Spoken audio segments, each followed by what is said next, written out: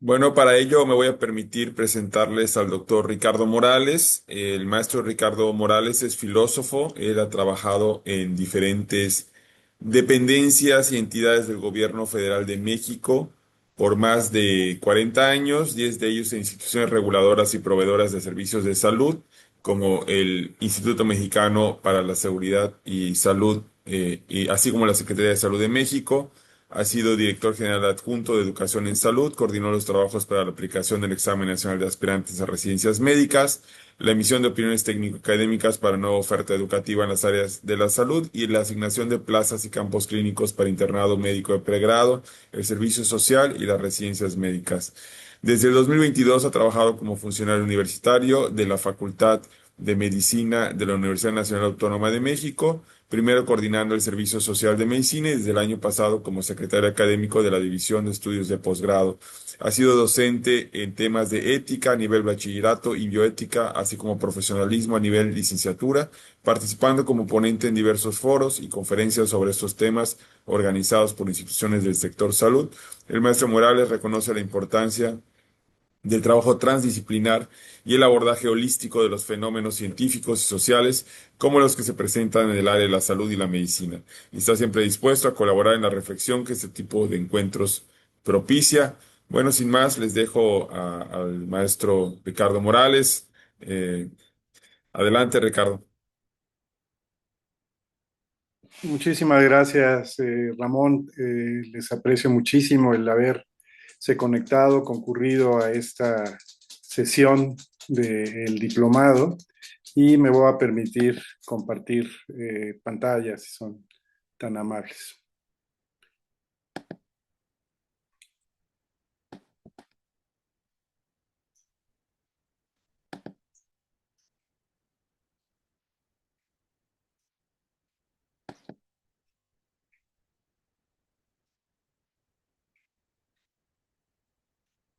Un poquito lenta mi máquina, pero ahí va. Muchas gracias. El tema que me toca a mí desarrollar es este de gestionar conflictos y crisis, nuevamente crisis, casos reales y soluciones prácticas en la educación médica. Eh, Nos enfocaremos en esta presentación a las crisis, como ya lo dijo la doctora Paza, no como algo negativo, sino como una oportunidad para mejorar. A lo largo de esta presentación veremos algunos conceptos que ayudan a unificar nuestro entendimiento. De igual forma, veremos casos reales, estrategias concretas y reflexiones que espero les puedan ser de utilidad en su día a día. Empecemos por el principio. ¿Por qué los conflictos son tan frecuentes en el ámbito de la educación médica? Esto no es una casualidad ni tampoco una señal de que algo esté mal.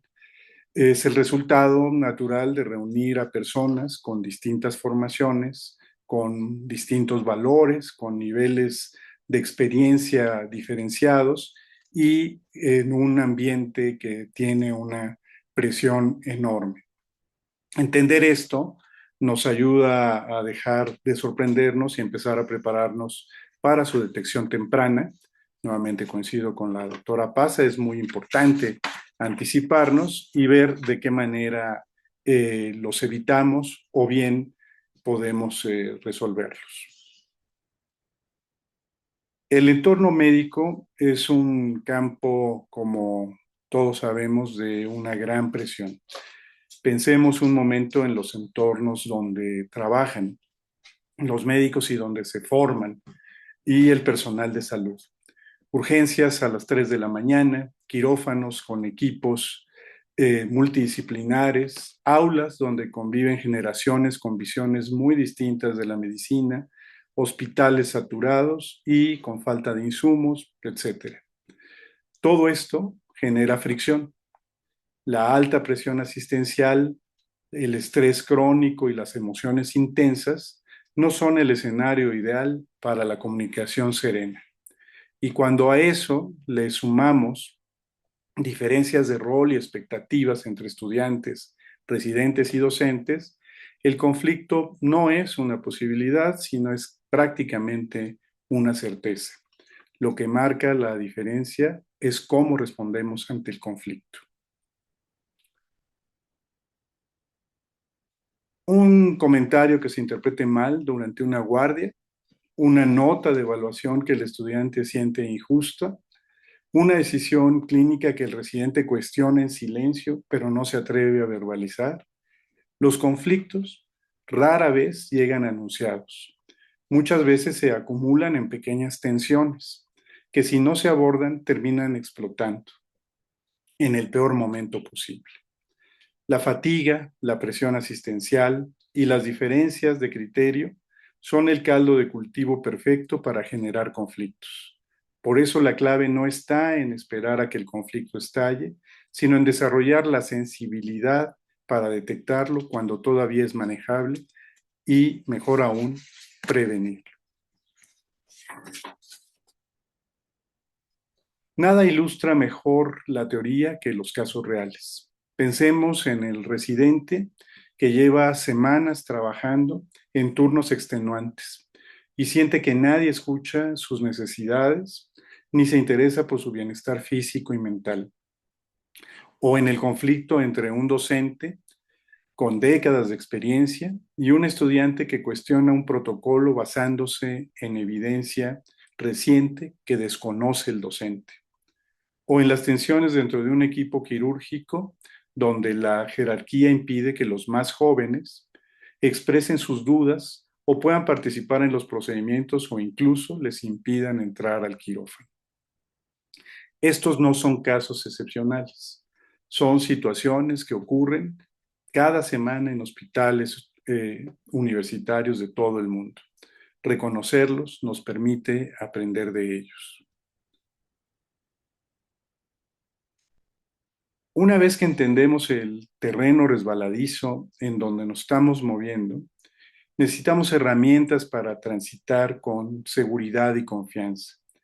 En esta sección 2 vamos a ofrecer un marco conceptual sólido para comprender qué es exactamente un conflicto, cómo identificarlo antes de que escale y cuáles son los distintos estilos con los que las personas solemos responder ante él.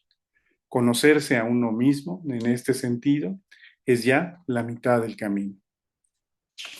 ¿Qué es un conflicto y cómo identificarlo? Técnicamente, un conflicto es una incompatibilidad percibida entre los intereses, valores o necesidades de dos o más personas. Pero en la práctica, muchas veces ni siquiera somos conscientes de que estamos en uno. Las señales son extremadamente sutiles. Por ejemplo, alguien deja de participar en las reuniones, da respuestas más cortas de lo habitual, un ambiente que se siente tenso sin que nadie sepa bien por qué. Estas son únicamente algunas de las posibles manifestaciones iniciales con que nos pueden indicar que se está generando algún conflicto. Aprender a leer estas señales, a hacer las preguntas correctas y a crear espacios seguros donde las personas puedan expresarse es una habilidad que se puede y se debe entrenar. ¿Cuáles son los estilos que tenemos para afrontar conflictos en general y en particular en el ámbito médico? Cuando nos enfrentamos a un conflicto, cada uno de nosotros tiende a responder de una manera particular, según su propia personalidad y grado de involucramiento en el posible conflicto. Algunos compiten, pensando que van a ganar cueste lo que cueste, aunque eso deteriore más la relación. Habitualmente lo vemos como en quien ejerce el poder, como un adscrito o un residente de mayor jerarquía. Otros se acomodan, es decir, prefieren ceder o callar para evitar el enfrentamiento. Sin embargo, esto genera una acumulación de resentimiento con el paso del tiempo. Muchos evaden, voltean hacia otro lado y hacen como si el problema no existiera. Con ello esperan que se resuelva solo, lo cual prácticamente nunca ocurre. Y luego está la cooperación, lo cual implica buscar juntos una solución que funcione para ambas partes. En teoría, todos queremos cooperar, pero en la práctica, bajo presión, solemos caer en los otros tres estilos. La clave está en reconocer cuál es nuestro patrón y trabajar conscientemente para cambiarlo. Este cuadrante nos ayuda a visualizar cómo se relacionan los cuatro estilos en función de dos variables. Cuánto nos importa el resultado propio y cuánto nos importa la relación con el otro. La competencia prioriza el resultado sobre la relación. El acomodo hace lo contrario. La evasión sacrifica a ambos. Y la cooperación, que requiere alta asertividad y alta colaboración, es la que produce resultados sostenibles. Es un ganar-ganar. En educación médica, donde las relaciones son a largo plazo y el trabajo en equipo es esencial, moverse hacia la cooperación no solo es deseable, es necesario y es lo que debemos promover desde el inicio. Llegamos al corazón de la presentación. ¿Cuáles son las estrategias de resolución que aquí les planteo? Saber que existe un conflicto y entender los estilos de respuesta es importante, pero no es suficiente. Necesitamos saber qué hacer exactamente. En esta sección vamos a explorar tres herramientas fundamentales: la comunicación asertiva, la mediación y la negociación. La comunicación asertiva es la capacidad de expresar lo que pensamos y sentimos con claridad y respeto, sin agredir a nadie ni someternos. Suena sencillo, pero en la práctica, especialmente bajo presión, es enormemente difícil. La escucha activa va más allá de oír.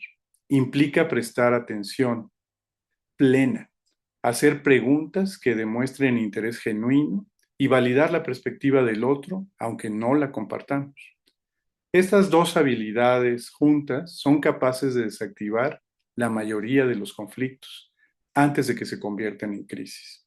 Y lo mejor es que se puede aprender, practicar y mejorar con el tiempo, pero requiere de aprendizaje, aceptación y reforzamiento. No es algo que se da de manera natural, hay que entrenarlo. La siguiente estrategia es la mediación en educación médica. Cuando el conflicto ya está instalado y las partes no pueden resolverlo solas, la mediación es una herramienta extraordinariamente eficaz. Un mediador no decide quién tiene razón, no impone soluciones. Su función es crear un espacio seguro, donde las partes puedan escucharse de verdad y construir juntas un acuerdo. Un mediador lógico podría ser el jefe de enseñanza dentro del hospital, el cual es el puente entre los aspectos administrativos y clínicos de la enseñanza médica.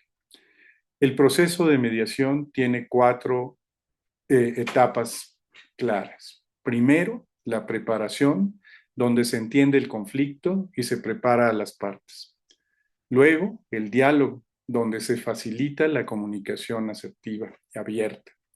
Después, los acuerdos, donde se establecen compromisos concretos.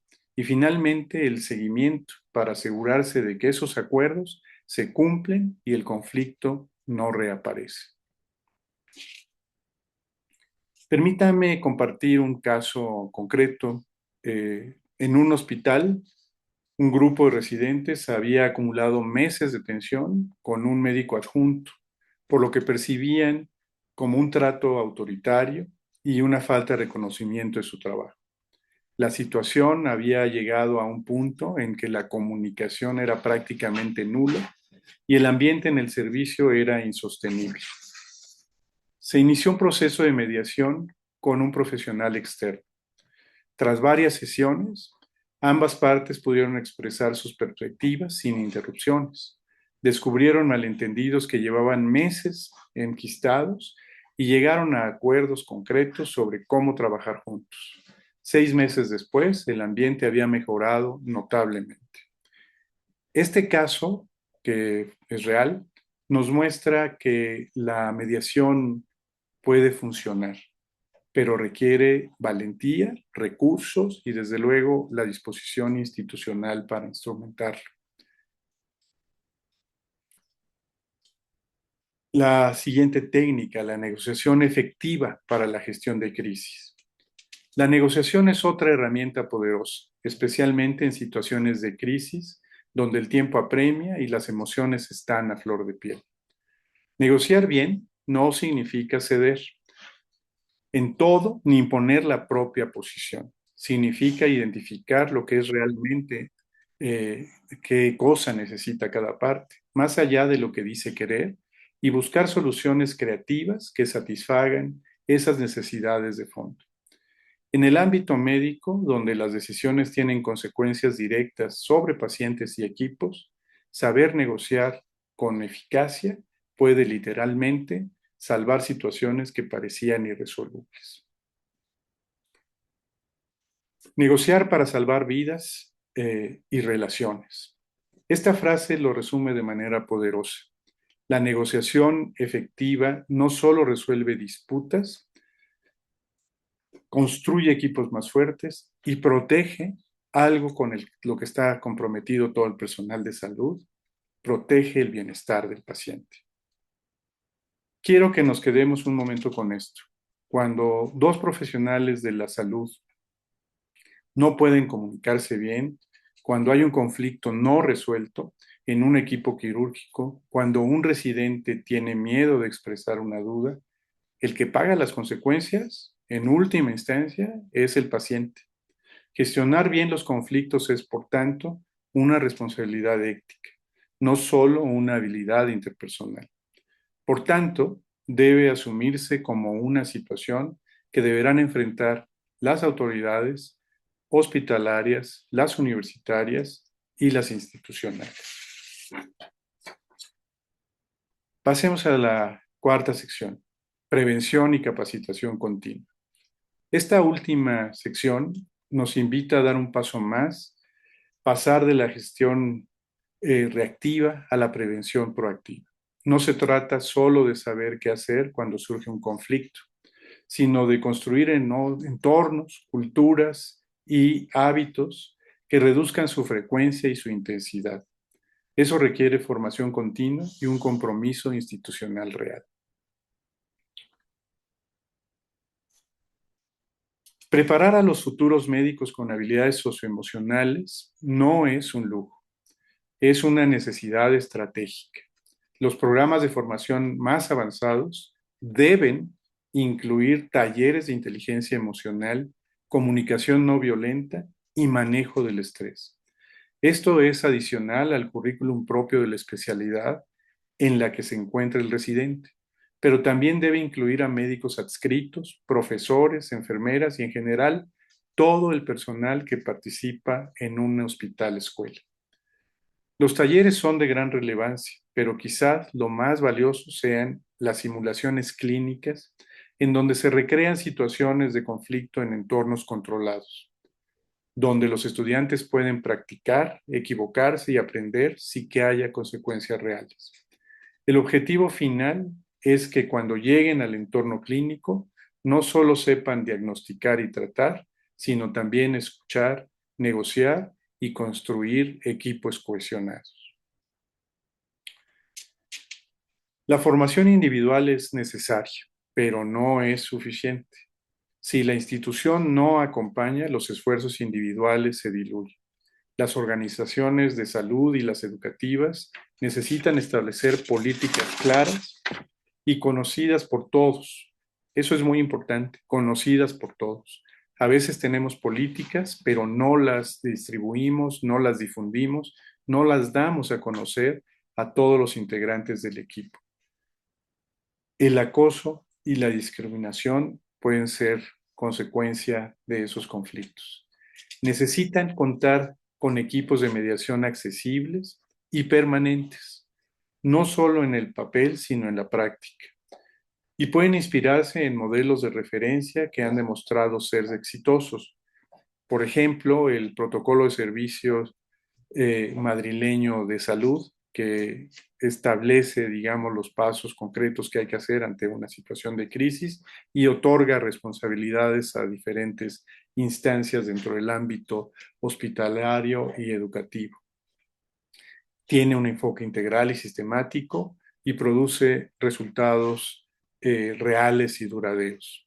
Nosotros en México tenemos una cantidad amplia de políticas y de lineamientos en los diferentes hospitales escuela y las diferentes universidades que avalan las especializaciones médicas. Sin embargo, en muchas ocasiones están desvinculados los lineamientos de las universidades con los de los hospitales, a veces entran en contradicción y en muchos de los casos no se difunden con oportunidad. Ese es un problema que hay que resolver de manera general.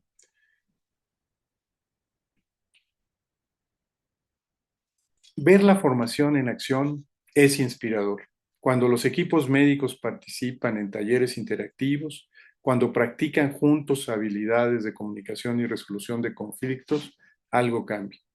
No solo aprenden técnicas, sino que se conocen mejor entre sí, construyen confianza y desarrollan un lenguaje común para hablar de las dificultades.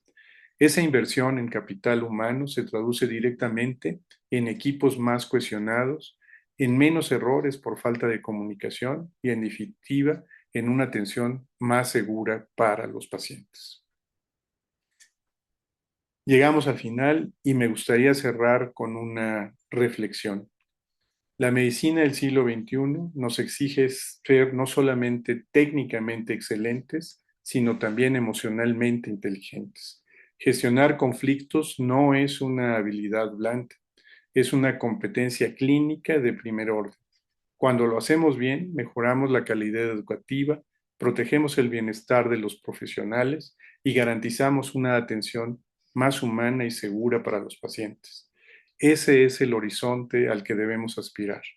Una educación médica que forme no solo buenos médicos, sino buenos compañeros, buenos líderes, buenas personas. Muchísimas gracias.